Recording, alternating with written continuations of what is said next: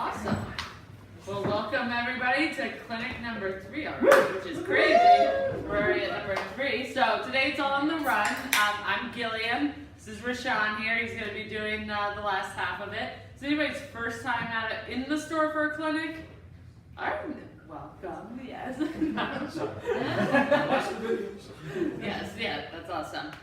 So yeah, today's all about the run, but feel free, it's a small group, so again, yeah, thanks for weathering the storm, and coming out. So good thing is you can lots of time for questions. The run's pretty straightforward, so it might be a little bit shorter one. So kind of a little bit of recap, triathlon, we swim, we bike, and then we run.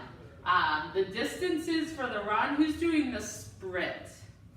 Yeah. All right, awesome. And who's doing the Olympic or international? Okay, that's pretty half and half. So the sprint is a 5K, and the Olympic or the international is a 10K, so 3.1 or 6.2 miles.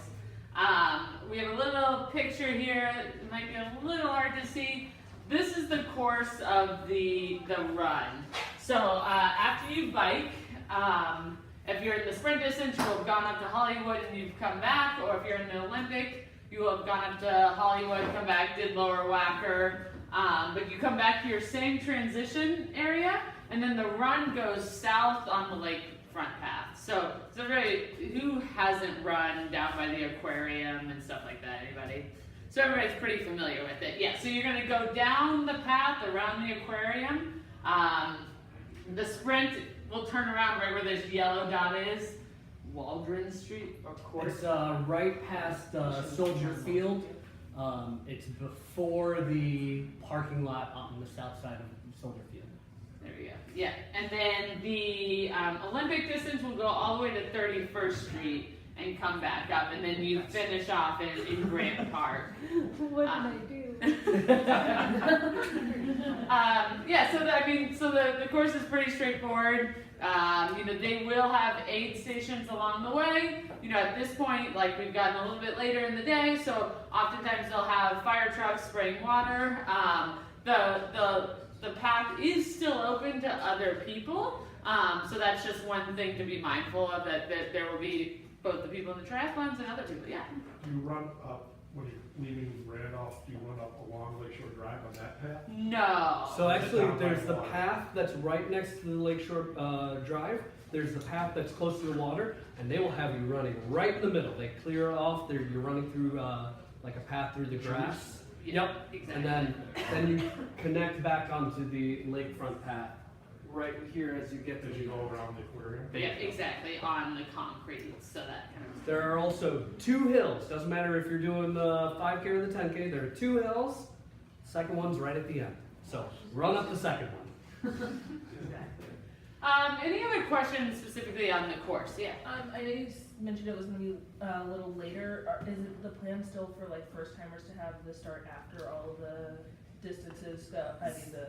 Yeah, kind of. And so they they never tell us. It's always kind of a little bit of a we're not sure, but probably. And usually, so good thing is that, this is the 3rd year of the first timers wave, so we've gotten it down how it works best. So usually the first timers are second to last waves. However, the amount of time that you have to finish it, they've extended so that that's not a problem at all. But usually you are going to be a little bit later in the wave group. So it is going to be a little bit hotter in the day, but frankly for everybody, it's hot. It's the middle of summer. Yeah, exactly. A couple 90-degree days. Yeah, exactly. Yeah. Any other questions specifically on the course or the distances? Anything like that? What time about is the first time to start usually? It will be, I don't even know I can't guess off the top of my head. But if you go, we could look at last year's wave starts. So I think the Olympics starts at 6 a.m. So I am just throwing this number out and might be completely wrong. The Olympic or international first timers are usually at 7:30ish, and then the sprints are closer to 8:30ish. Yeah. So it's not you're not going at 11. Yeah. But I could be. It's something like that. and Rashawn might be looking up right now and will give us it in a second. Yeah, so that's that. And then you finish, there's a whole, you'll have, water, there'll be a whole after party thing, so that's also important. The last year, the Olympics, first timers program went off at 8:11, and the sprint went off at 9:55. Okay, so it was later, yeah. There are, 60 waves or so they are live. They tend to go, there's somebody that directs how often they go, but it's somewhere between 3 and 5 minutes, depending on how many people are in a wave and things like that. So that's and so it's a big triathlon. It takes a long time to get everybody in the water. So, all right. So, as part of the First Timers program, some things just we want everybody to know about, some kind of resources. At Live Great here, we have a fun run every Tuesday night. It's at 6 o'clock. You can just show up. It's fun. This week we had some dogs from Alive Rescue who came out. They didn't run because it was super hot, but sometimes they do run with us. So it's just a fun, every Tuesday, 6 o'clock. It's about 3 miles, but all different paces. So whether you're just getting into running or you've been doing it a while, there'll be a group for you. So that's fun. If you're looking for a little bit more coached running workouts, our training side, Grit Endurance, we do weekly track club workouts. One's on the north side up at the Wilson track at 6 a.m. And then the other one's at the Chicago Avenue track down in the Behind the MCA. Yeah, at 6:30 p.m. So you can find all that stuff on gritendurance.com. Those are track workouts, but again, good for whether you're just getting into running or have been doing it for a while. They're structured for everybody. And then the other thing we wanted to kind of throw out there is not this weekend, but next Saturday we're doing our do-it-yourself triathlon. We've been doing this for 3 years now. It's always a really popular thing. And basically, we set up a whole transition area down at Ohio Street Beach where we swim. You can bring all of your stuff, and it's an opportunity to do a triathlon by yourself. But we're there. We have coaches. We get the actual racks from the Chicago Triathlon, so you can practice racking your bike. We're there watching your stuff as you're out on the run. So it's a really good opportunity to just kind of practice it in a very low key. You can do it whatever distance you want to do. So if you're not at the place of doing your race distance, that's totally fine. You can do whatever it is. To sign up for that, you can go on to, it should have been in the newsletter last week, but you can also go onto our website and you'll find do-it-yourself triathlon. And basically, in order to make sure that we can only have 50 people, outside of that, then we're not able to provide kind of the support and resources. So to kind of reserve your spot, you buy a $50 gift card to Live Grit. It's a $50 gift card, and you can use it here for anything, and then you're in. So there's a clock, but we don't time it. Yeah. This is all about you figuring out how the logistics. That's why we have coaches trying to help out with transition and each leg. So you can do whatever distance you want, you can do whatever time you want. Figure out exactly what works for you. yeah, and a couple of the coaches will be in the water when we start to kind of, even if it's one of you're new to the open water, kind of explain to you how would the race start. We'll practice being starting in the water, which is how the Chicago Tri starts. So just some of the kind of resources that we have if you're looking for people to run with, things like that.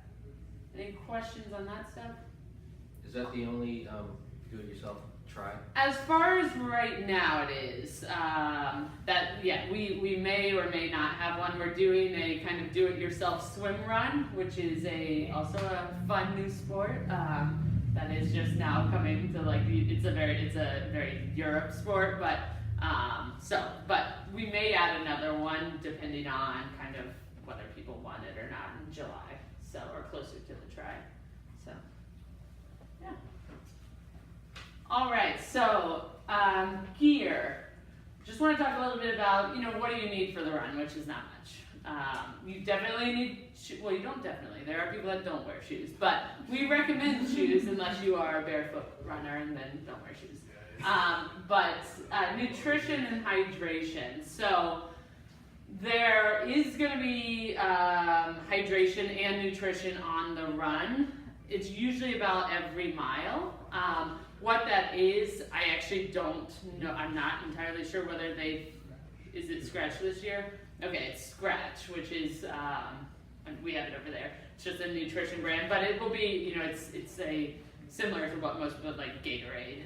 They'll also have water, and they'll have some kind of other nutritional substance, whether it's like chews or goo. That being said, it is always good to stick with what you already know. So if you've never done goos, it's not always the best idea to do a goo on race day. So one of two things: either you carry with you what it is that you're used to, or you start practicing with what's on the course. And that's determined by whoever, you know, they're sponsored by. So for sure Scratch, I'm not sure if they've decided who the other one is, but just think about that, of either practicing what's going to be on the course or planning ahead to carry with you whatever it is you're used to. You can do that a number of different ways. A lot of people will run with the water bottles. 4 might be a little overdoing it for the triathlon, but you know. That's one option. You can do the handheld. This is the same thing. I mean, the big thing is never try anything new on race day. Don't all of a sudden wear a hydration belt if you've never worn one, because then you're just going to be fidgeting with it the whole time. It's going to be riding up. So practice with it. Figure out whether you like it. Same thing, like, you know, don't try the handheld the first on race day. As far as nutrition goes, I mean, everybody has their own preferences. Goos are they're easy. Like, you rip it off and you take it. The whole idea, under an hour of physical activity, you don't really need an energy source like this, unless you're taking it like right before because you haven't had anything all day or whatever it is. But once you start going over an hour, which presumably unless you're winning, and even then, you're probably going to need something. And a lot of times, things to remember, always thinking about like when are the easiest times to take nutrition. Typically transition is a good time, or that time, you know, when you're jogging out of the transition before you hit the race course. And that's also like timing wise a good time. Taking something right before the run, because you know you still have either 3 or 6 miles to go, and at this point you've been out there a while and you're probably going to need something. So goo's a good option. I don't know, has anybody ever done salt sticks? All this stuff is just stuff to look into. You know, I'm not going to suggest what everybody does. It's kind of an individual thing. But salt sticks are really good if you. I remember specifically a couple years ago, I did Chicago, the Olympic. I came off the bike, I started running, and all of a sudden, like my quads just like seized up, and I was definitely dehydrated, you know, and hadn't had electrolytes. That's what like salt sticks. If it's gonna be, I mean, Chicago's been 65 sometimes, because you never know end of August. But if it's gonna be 80 and you're sweating a lot, you definitely need some kind of electrolyte. And that helps with cramping, it helps with muscle fatigue. So, I mean, salt sticks are just one thing to look into. You can also put it in your water bottle on the bike. There's all kinds of electrolyte things. But definitely if it's gonna be hot, you need to be taking a lot of fluids. That's the other thing. How we always kind of explain triathlons is you wanna get to the run feeling as good as possible, because the run is always gonna be a little rough. So the better you can feel when you hit the run, the more enjoyable it's going to be, and the better you're going to feel. So specifically on the bike, getting yourself ready for the run, and that means taking a lot of fluids. I was talking to somebody who was kind of just getting into triathlons, and she was like, I'm not comfortable grabbing my water bottle from the bike, so I didn't drink any water on the whole bike. And that's actually a really common thing, and it's. So doing over the next 11 weeks, practicing grabbing your water bottle as you're riding with other people around you, because you need to be taking in fluids while you're on the bike, or you're going to just dehydration, things like that coming along. So Gillian mentioned that you do need to be anything over an hour. You should be getting some sort of energy source, and some, she's mentioning hydration. Part of that is you're not trying to replace what you've basically burned off. It's more about making sure that your body can sustain itself through this longer endurance. So it's usually, it comes down to what can your body reabsorb while you're working out. You need to be getting at least a bottle of water per hour. You need electrolytes. That's more than just salt. There's going to be potassium, magnesium, and calcium in there as well. And then some sort of calories. Everyone's very different when it comes to calorie reabsorption rate. You know, that's anywhere from 200 to 500 calories is usually the range. Practice. Figure out what works for you, and you'll kind of figure that out and work your way to the race. But keep that in mind. It's not just about electrolytes. It's not just about water. There's 3 aspects to it that you need to bring into your race plan. Exactly. Any questions about hydration and nutrition? Yeah. Where do you get the calories from? So the calories, yeah, it can come in a lot of different ways. I mean, it can come in, so like a goo is 100 calories. So it, like we always, you know, so definitely taking one of these every 45 minutes to an hour. And this is kind of what Rashawn said, you know, of learning what it is for you. I know, because I've run enough using goo, that I need it every 45 minutes. If I wait for an hour, I'm gonna hit, you know, I'm gonna bonk, you know, and once you've done that, it's too late. So you don't want to take it when you feel bad. You want to take it before. So goo's a good one. They have chews. On the bike, there's a lot of drinks, kind of, you know, energy drinks basically, so that you can be on the bike, and if you, over that hour, if you drink 1 bottle of, for example, we have Infinite over there, and there's the Go Speed. If you drink 1 bottle of that an hour, that's going to be everything you need to get through that hour. So, yeah. So there's a lot of different ways. And that's if you go over on our kind of nutrition side, you'll see like Noon is just electrolytes. That's not going to give you any kind of energy or calories. It's just going to be electrolytes. But Goo, the Chews, Infinite, Scratch, all of that will give you the calories. Yeah. So, yeah. So for the water bottle, what would you like recommend we fill it with? Would you say just water, or should we like do something like the Infinite? Yeah, Infinite. And that's what, like, I personally find, and this is all what you like. So you can do water and electrolyte tablet and take a Goo. Or you can do Infinite, which is electrolytes, you know, your energy, everything in 1 bottle, and it's like simplified. So you know that's all you have to take. Now the run is like that would be the bike. The run's a little bit more difficult. I mean, you could put a whole bottle of liquid within like a 4-bottle belt, but that's gonna be a little annoying. So I would say more like have water and maybe electrolytes on your belt, and then have a Goo with you. So it really depends on which, you know, leg of the triathlon you're in. And then also knowing that they will have like water on course every hour or every mile. So yeah, so the run, it's a little bit harder to do it in a liquid form. So you're probably going to need some form of like a Goo or, you know, maybe the Chews and stuff like that. Yeah. So all this talk about water made me wonder if there are restrooms during the transition. Yes, there are, and there should be usually at least a couple of the aid stations. So they'll have them along ways. But yes, definitely in transition, there'll be like a whole line of them. So, yep. Yeah, exactly.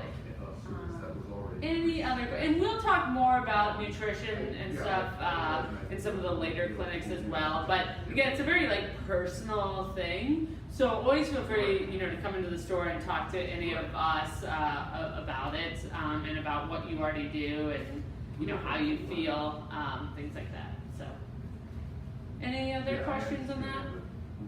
All right.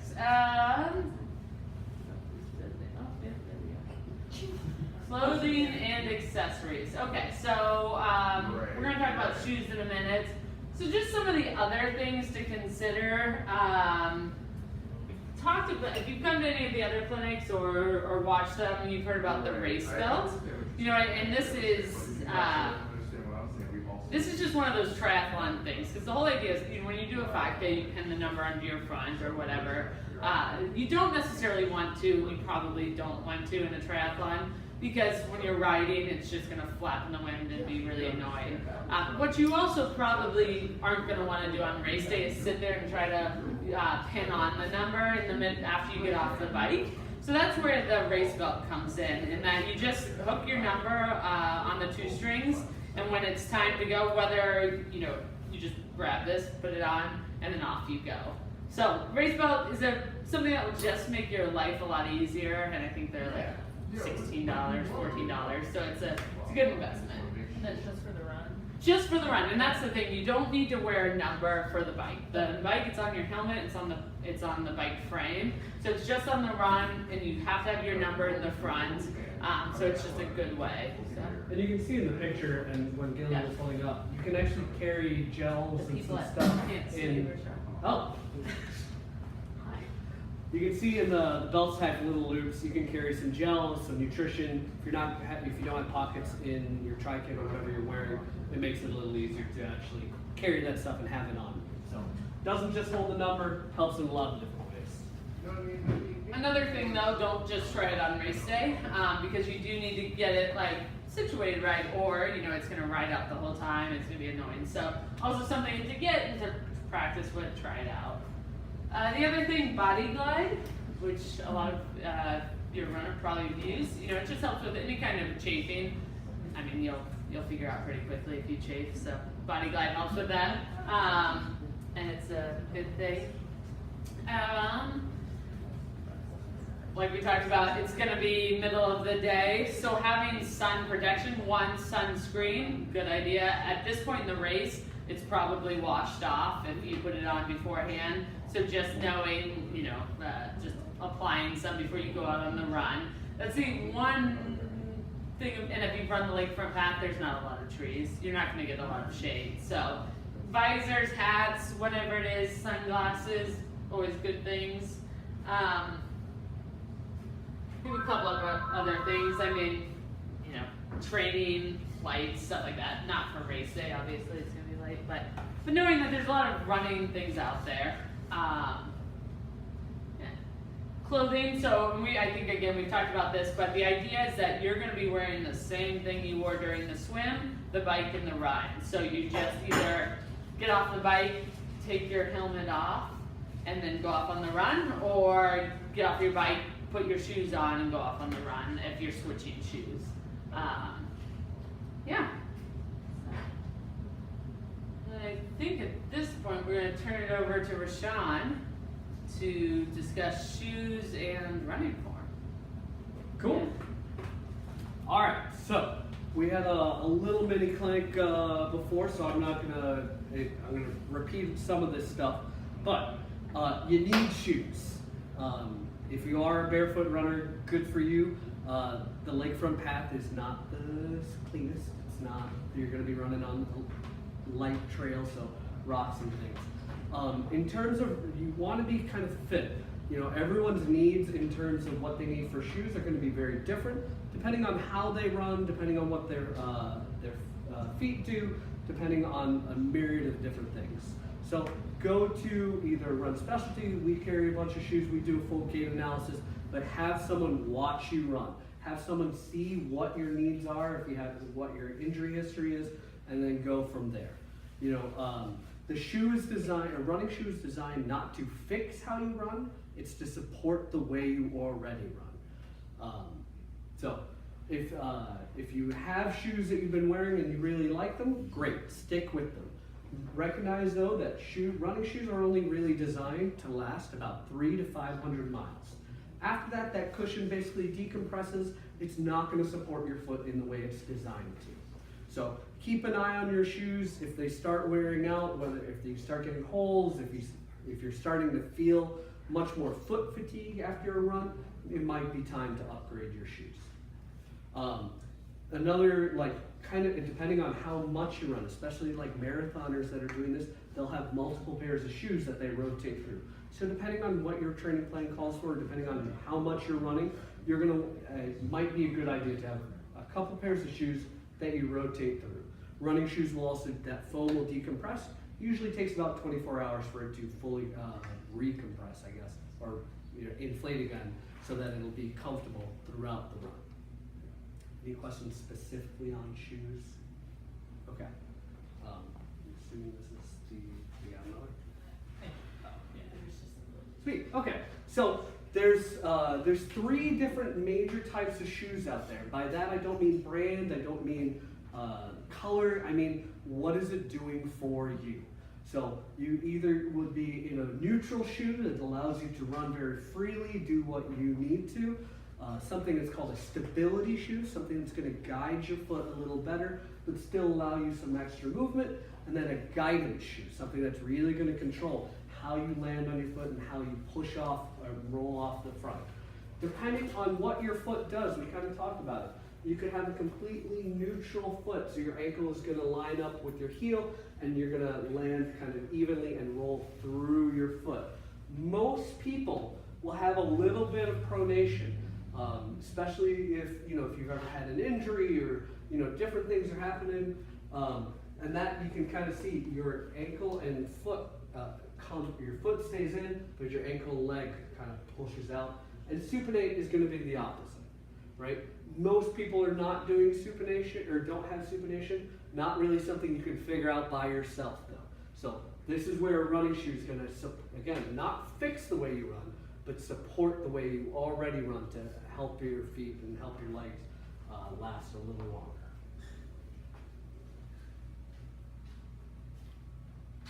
Cool. All right. So in terms of run training, there's a lot of different things. We've talked, especially in the swim part, we talked about form. There are different form techniques that are going to make you a stronger runner and allow you to run a little faster. I'll get into that a little bit more in a bit. But in any training plan, there's going to be long runs and there's going to be speed workouts. You're never always going to be like, all right, no training plan is going to say, all right, you're doing the sprint distance, run 3 miles today, run 3 miles tomorrow, run 3 miles the next day. It's never going to be that even, and you're going to build up, take a little recovery, build up, take a little recovery. In any given week, you're usually going to have one workout that's going to be shorter, designed to increase your speed a little bit, build up some of those dynamic muscles so you become a stronger runner, and then a longer run that you usually do at a slower pace so that you build your endurance, build your ability to go that distance. And with that, pacing is a huge part of running, especially at the end of a triathlon. Running by itself is not the same as running at the end of a triathlon because you spent a lot more energy doing a lot of different things. You've had blood moving from when you were horizontal to vertical on the bike, and then you're spinning your legs, you don't have as much impact to then all of a sudden having this big impact. So, making sure you do brick workouts. A brick workout is just where you bike, and then you run. It's named so because your feet feel like bricks afterwards. So, we talk about when you're doing those kind of workouts or in the race, as you transition into the run, you're going to take shorter, littler steps. You're going to have a higher cadence, meaning your feet are going to turn over a little quicker. And then you're going to ease into your running pace a little better. For everyone, how long that takes is going to depend on how much you've been training, what your ability is. For me, it's usually the whole race. Some people would get to it a little quicker, right? So recognizing that you need to change the way you run based off of how you feel and what you're doing. Okay, so incorporating brick workouts into your training is going to make a big difference. Along with pacing, you do not have to run the whole way. You will find a lot of people go too hard on the bike and then walk the whole rest of the triathlon. One of my fastest runs I've ever done was on a run-walk program, and I very highly recommend it. But again, this is something, don't try it new on race day. Start practicing. When you go out for a run, you're recognizing that you do have to walk, you do have to take breaks, start trying to practice a run-walk program. And by that I mean, you're setting set intervals. Let's say, I'm going to run for 4 minutes, and then I'm going to take a minute where I'm just walking. You'll find that if you're doing that, when you're running, you'll actually run at a slightly faster pace. You'll do an active walk. You're not walking with your head down and just kind of trudging along. You're going to have a quick pace. You're going to keep that same form so you can transition easily from run to walk. But your overall time will be quicker, and you won't feel as beat up. You'll actually go a little quicker in general and feel less tired. So if you're noticing you're walking more in your runs, start making it a regimen. See how long you can run, and then introduce the walk, and then set that time. And you can build up or down. You know, if say you're starting at a 2-minute run, 1-minute walk, you know, a couple weeks you'll be at maybe a 3-minute run, 1-minute walk. You know, gauge how that's going and build up into it. Any questions on run, walk stuff? Or go into more form technique? Cool. So, a couple things that we talked about before. You know, you'll often hear a lot of people say, you can't heel strike. Don't heel strike. It's gonna hurt your body so much. Don't listen.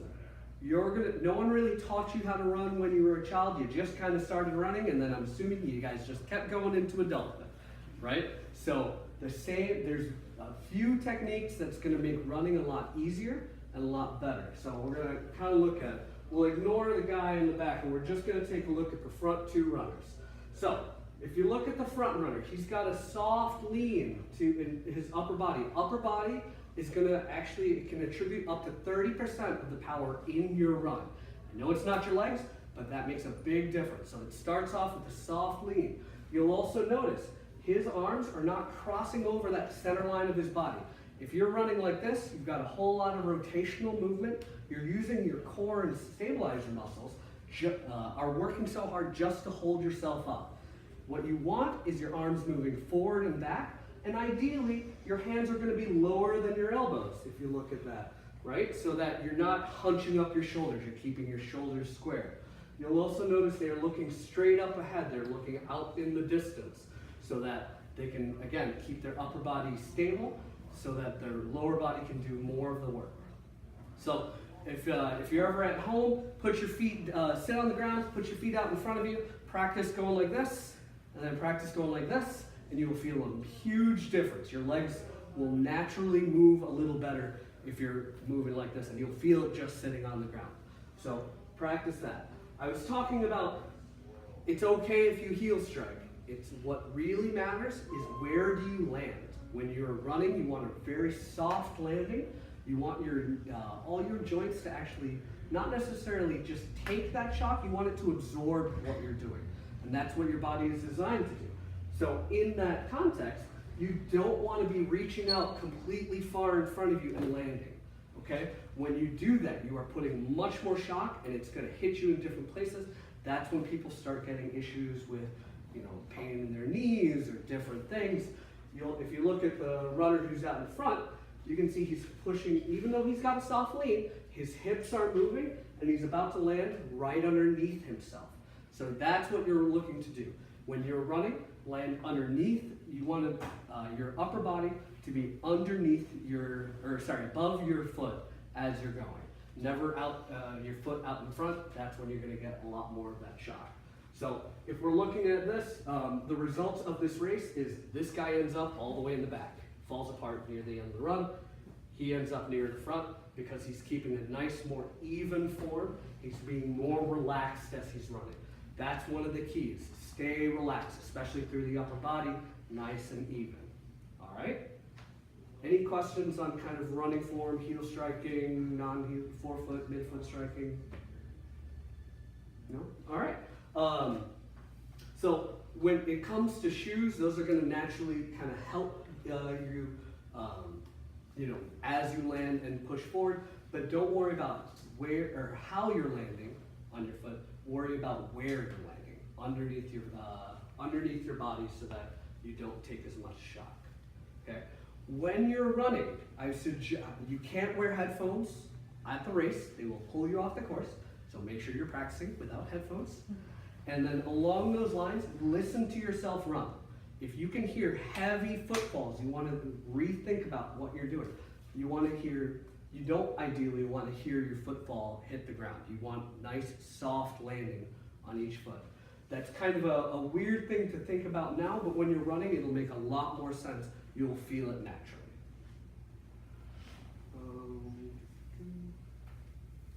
I think that's all I got, unless there's other questions on form, technique, that kind of stuff. Cool. All right, well, that's most of what we got for you guys.